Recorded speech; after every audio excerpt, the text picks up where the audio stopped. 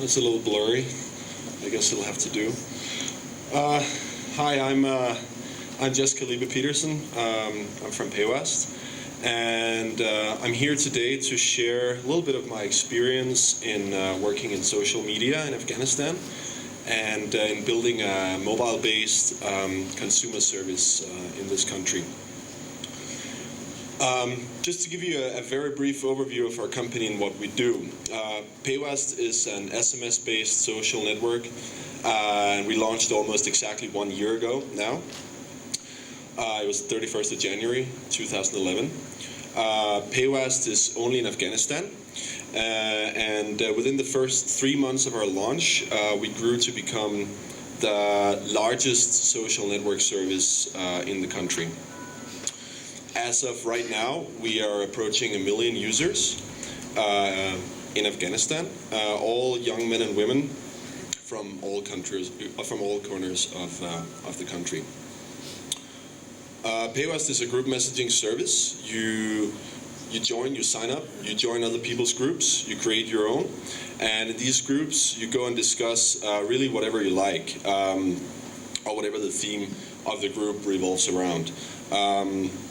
So through that, users are strengthening their existing networks, their communities and their friends, their relations, and they make new connections with people that they might not otherwise have been exposed to. So in that sense, it works in the exact same way as any other web-based social network service or social media service that you might have come across. Paywast has been free since the time we launched, but that's about to change now.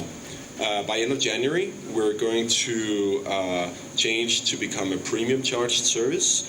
That means that users will pay a monthly fee to participate in the Paywast groups, to share information. But I'll get into that a little bit later. This was just a very brief overview of what we do, and if any of you want more information about our services later, I'd be happy to talk to any of you guys out here. I'll spend a bit of time speaking about how we created Paywast and how we went about it. Really, the success of any consumer-oriented web or mobile service comes down to two things, I believe. One is the execution of the technical platform, which is obviously a very essential part. The other one is providing a valuable service to your users. If you don't have these two things in place, no service will be able to sustain or be successful. And both are equally important in order to create a product or a service which has a long-term appeal to your potential users and target groups. When we started building Paywast, which was by second half of 2010, we were very much aware about these two factors. We knew we would have a broad appeal. We had a feeling that this would be something that would be interesting to the Afghan consumers, in the sense that there's, at that time, was really no other mobile-based social network or group messaging service available around here. And obviously we were going to be a free service by the time we launched, and free is always good. It's a good way to attract users. So we had a feeling we would get some traction. But we also knew that this was the first time it's been done in Afghanistan, and there's really no past experience of anybody doing something like this before. We're very heavily dependent on the mobile operators in Afghanistan in order to be operational. We're an SMS-based service, and the mobile operators are our pipeline to the users. They're our most important partners. So we spent a lot of time initially, and we still do, building relations with the mobile operators, doing the technical groundwork that's necessary to create the integration between our platform and the GSM networks. One of our strengths is that we are a cross-operator service. We're available on various mobile operators. And that's obviously a major advantage, because we can go out to our users and tell them it doesn't matter which SIM card you have, you'll still be able to use Paywast. This, however, also extends the time it takes to get to market when you build a service like this. Everything you do in terms of integration and features, as well as the commercial terms that you have with the operators, has to be aligned. That means if you do something with one operator, you have to do essentially the same with all the other mobile operators. And what you'll find is that the mobile operators in Afghanistan, they all have their own agendas and they all have their own ideas of what they want to do. So if you have one mobile operator that's encouraging you to introduce a certain feature, you'll have to go and introduce that same feature with all the other mobile operators and make that available to users. What happens if you don't do this is that and we had some instances where we saw this, that users are getting confused. On one operator you can do one thing, on another operator you can do another thing, and it's not a good user experience. So if you have users discovering that your service works differently on various mobile networks, that's not a good thing. That's something you have to avoid at any cost. Paywast, as you may be aware, is promoted only as a mobile service. We're a mobile social network, and it's very important for us. We have spent a lot of resources developing the web version of Paywast. You can go onto our website and log in and use the services from there. To this day, we still have developers optimizing and building new features for paywast.af, which is our domain name. But the reality is that less than 3% of our users have ever logged onto the website. This is a ridiculously low number. We're very well aware, especially considering the investment that we've spent on developing our website. But it's very much intentional. In terms of the user experience we're offering, we have to focus, and we are, and we will continue to be a mobile service. We're not another website that has a mobile service tacked onto it. We're a mobile service, and we have a website that you can use if you want, but it's not really something we care that much about. Afghanistan, as some of the other speakers were also talking about, is a market that has a very low internet penetration. I believe the number is around 4%. And one of our goals is to connect ordinary people really from every corner of the country. Right now, and I think in the foreseeable future, the only way to achieve this in Afghanistan is through mobile. Not mobile internet, but SMS. SMS is a common denominator for technology in Afghanistan right now. So why at all did we go and build a web version of Paywast? And this is my personal observation. I would say that having a web presence gives you a recognition and a reference that makes it very easy to create awareness and presence for the web-enabled crowd, those few people who have the option to choose between mobile and web. And most of these guys go and use Paywast on mobile anyway, but we give them the option. And also it gives us an international presence that in terms of awareness and PR is important for us. In addition to that, we have a fairly large backend operation. We have customer service, we have technical support, we have operations, business analysis, software engineering, not only in Kabul but also in our overseas offices. And everybody from Paywast uses the same web backend, and the web backend is essentially just a heavily enhanced version of the Paywast website.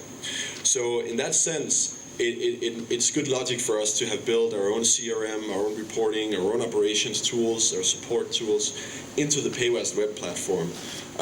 It's smoothened our operations a lot, and it makes it easy for our teams across offices to work together on a day-to-day basis. So in that sense, a web platform is a necessity for us, and I think really for anybody who works in technology, because web is a way to share information using computers and in a professional environment. So I would say this is something that you need to focus on if you build something like this. But as a success driver, as something to grow your product in Afghanistan, I don't think the time is right now. The time is right now to launch a web service as your core product. You have to have something that's more accessible in order to reach out to the mass market. Scalability. I'm also going to speak a little bit about this, especially considering the time and resources that we have spent scaling our platform and optimizing it for the traffic that we have on Paywast right now. Now, if you're a software engineer, and I know that a bunch of you in here right now are, you know that it's fairly easy to build an application that serves some purpose, plug it into a database, and then you assume that it can handle, if it can handle 1,000 users, it could probably also go on to handle 100,000 users in the same sense and with the same performance. You probably also know that if you've tried this, it doesn't always pan out that way. This is something that's very, very important to remember when you launch a service that you expect to take off. And if you're an entrepreneur that wants to create something for a market like this, obviously you would expect it to attract a lot of traffic. So I'll let you in a little secret, which is that shortly after we launched Paywast, which was, I guess, about a month into service, we managed to crash the SMS platform of one of the operators in Afghanistan, which I'm not going to name, but it went down completely. And that was sheerly by virtue of the amount of SMS traffic that we generated, that our users had generated in the first month of Paywast being launched.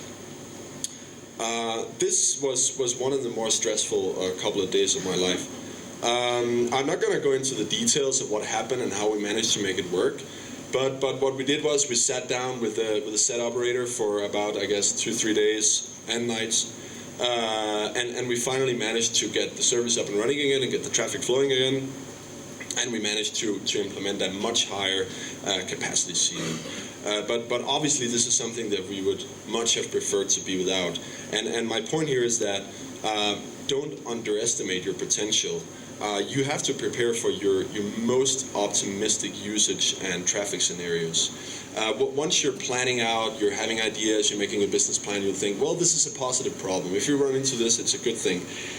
When these things happen, there are not many positive vibes left. It's something you really don't want to get into. So when you're in the middle of a situation where your service is down fully or partially,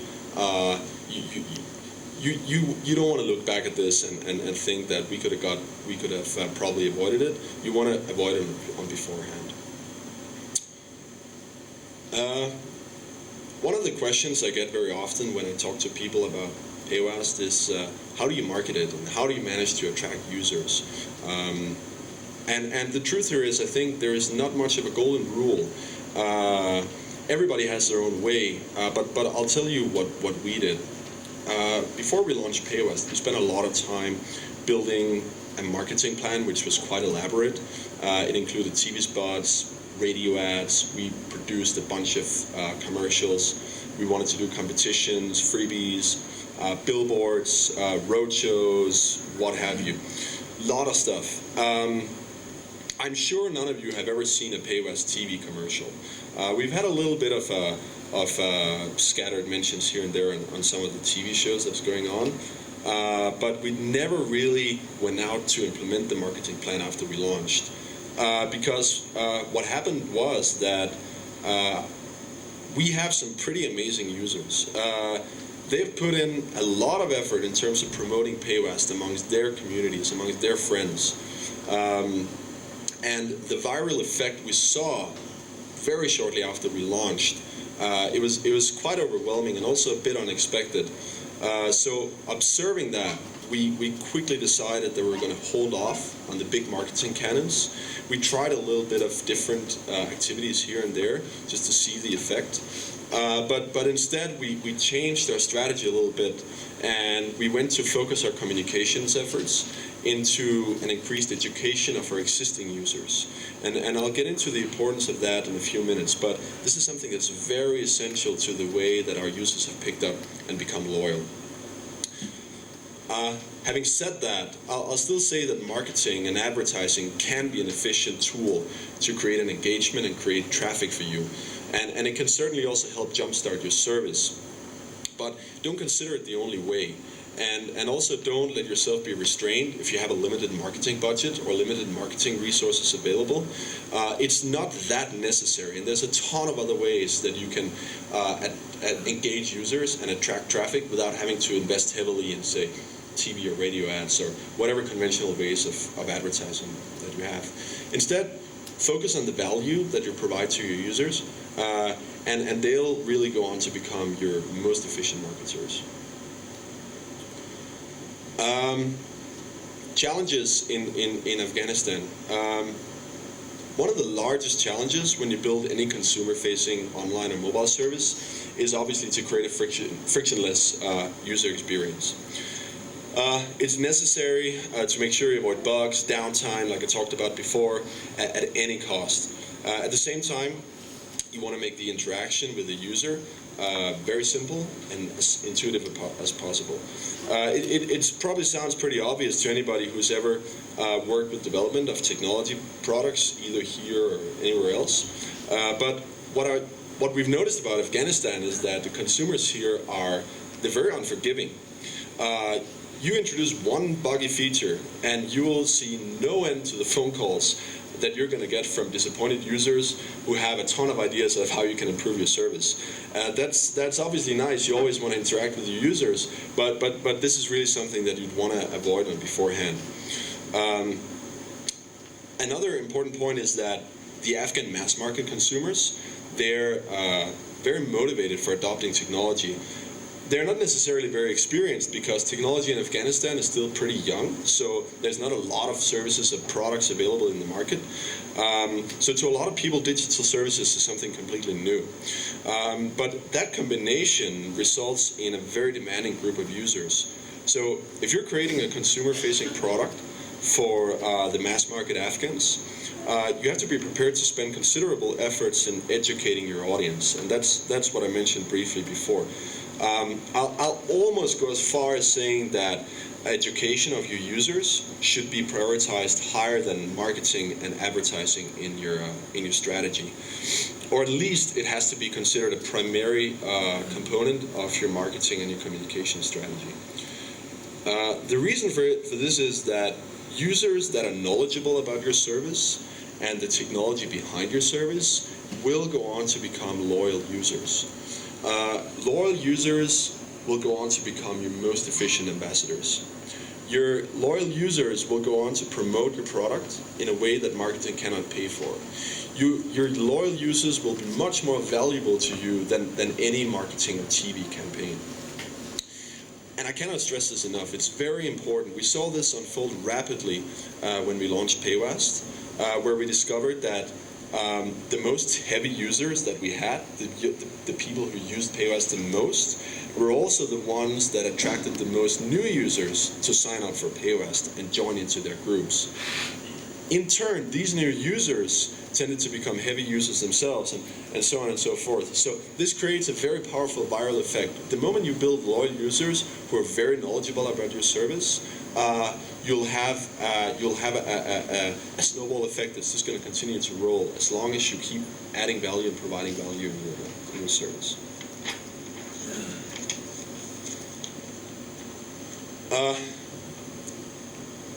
There's a major window of opportunity in Afghanistan right now, and it's not going to close anytime soon. You people sitting in this room right now, you are the future of technology in Afghanistan. And we're not that many. So I'm convinced everyone in here, and that includes myself, have at least 5 to 10 potentially great ideas that you'd want to launch here. I'm going to explain a little bit about some of the areas that I believe very strongly have a lot of demand for clever technology solutions in Afghanistan in the future. First one is learning. Education and learning are areas that are lacking pretty dramatically in Afghanistan right now. At the same time, there are a ton of ways that mobile, that includes SMS as well as voice, obviously mobile internet, when that becomes a little more widespread, can be applied in order to reach out remotely, teach and educate and distribute information to students at a very low cost and with a very high output. So this is something that, we'll definitely focus on that, and I'm sure there's going to be a lot of intelligent solutions coming out from entrepreneurs in Afghanistan around learning and education in new and innovative ways. The next area is, this is very important, the next area is health. Afghanistan, like Jennifer were talking about before, is facing enormous challenges when it comes to implementation and operation of public as well as private healthcare services. When you take the Ministry of Public Health, practically all the communications and processes that they have in place between the ministry and the healthcare facilities and the individual healthcare professionals, they're all paper-based. Everything works paper-based in that sector. There is a massive demand for distribution of information, tracking of processes, and performance, collection of data in a way that's digital. Mobile is key here, and with a heavy global focus, there is an mHealth Solutions right now. There is and there will be a wealth of resources available for anybody who's looking to create a product and a business that'll empower health services in Afghanistan. Over at our place at Paywast, we're right now working with the Ministry of Public Health on a smartphone application that has the power to radically reduce infant mortality in rural areas, and as I see it, this is one of the most serious health issues in Afghanistan right now. So we're very excited about this, and this can change a lot. And the kind of support and encouragement that we received so far from the ministry and the other partners that we work with has been just incredible. So I'm sure that any entrepreneur with a product that can solve a healthcare-related issue in Afghanistan will do very well for themselves. This is a very important area. I'm being told that time is up, so I'm going to cut it a bit short. One of the other areas that I believe very strongly in, obviously coming from a social media background, is social. And this is something that's very important for Afghanistan. Afghanistan is a highly community-oriented society. People here have a deep passion for debate, exchange of ideas, inspiration. We already know that consumers, they like and they demand social services on mobile and web. And this is something that goes for really all geographical and social strata of society. What successful social network services do is that they engage with something that's very deeply rooted in the human mentality. It's all about the same attributes that shape your friendships, your relationships, and your professional connections. If you have a group of people in a social context, offline, online, in a social network, what they'll usually try to do is they'll try to find a common frame of reference upon which to connect and share inspiration and share ideas. This is what we see. This is what we see today. This is what we see on Paywast and a whole lot of other contexts. So it can be related to work, hobbies, academics, common friends, whatever you have that connects people. But what's important is that to create a successful social networking tool, you need to make it very easy for users to find other people that they have something in common with, and you have to make it easy for them to stay in touch with these people. That way you can build interest, you can build loyalty, and people want this. And there's a huge untapped potential for this, and we would love to compete with you guys. So that's something that's going to be very important. All right, so business models. Is it easy to make money in Afghanistan on a web or a mobile service? And honestly, I don't think that Afghan consumers are more or less prone to spending on services if they add value to their daily lives compared to consumers in other countries, really. The difference here is that monetization and making it easy for people to pay for your services is much more of a challenge in Afghanistan than it is in other markets. Right now, the only viable way you have to charge for a mass market digital service is premium SMS. With premium SMS, you have access to the most important bank accounts that you have in Afghanistan, which is people's prepaid SIM cards. That's where people keep their, well, it's not where people keep their money, but people have money on there that they're willing to spend. And if you look at mobile spending in Afghanistan, it's actually reasonably high compared to other markets in the region. The ARPU, which is average revenue per user, which is the average monthly spending of mobile users, is around $6 in Afghanistan. If you compare it to India, for example, that's 50% higher. India's ARPU is around $4 a month. So you have people with a disposable income and they want to spend it on mobile phone services. So there's a willingness to spend. And that's really good news for anybody who has a valuable service or product that they're providing through mobile, because if people like it, they're very likely to go and pay for it if they see that it creates value and helps them in their daily lives. So just to round it up, I want to say again that we're seeing this. There's a tremendous opportunity right now for anybody really who wants to use technology and especially mobile technology to solve problems in Afghanistan through innovative services and products.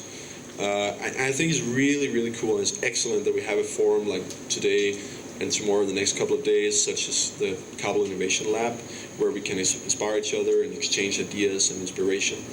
And I want to thank Internews and USAID who have put all this together. It's a very nice initiative. I also want to thank the Ministry of Communication and Information Technology, as well as ATRA, for all the support that they've provided to us in the time that we've been working with them. We're looking forward for cooperation in the future. I'm looking forward to talk to all you guys today and the next couple of days about your ideas and exchange some cool stuff. And I'm really, really excited about the tech innovations that will grow from this community that we're all part of shaping and that we all want to grow in Afghanistan. So thanks a lot.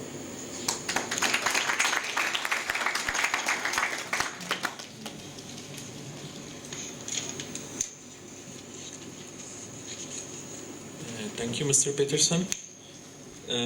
قبل از اینکه برنامه خود خاتمه بدیم میخوایم یک عود از دوستایی که برای 3 روز اشتراک کننده امی لب هستن ساعت 2 بجه با خانم ریچل 2 ریچل داریم ما با هر دویشان دمی کنفرانس هال می باشن لطفاً با اونا ببینید که شاید بعضی گپایی دارن هم برای شما بگوین خانم ریچل ساعت 2 بجه so who are the participants for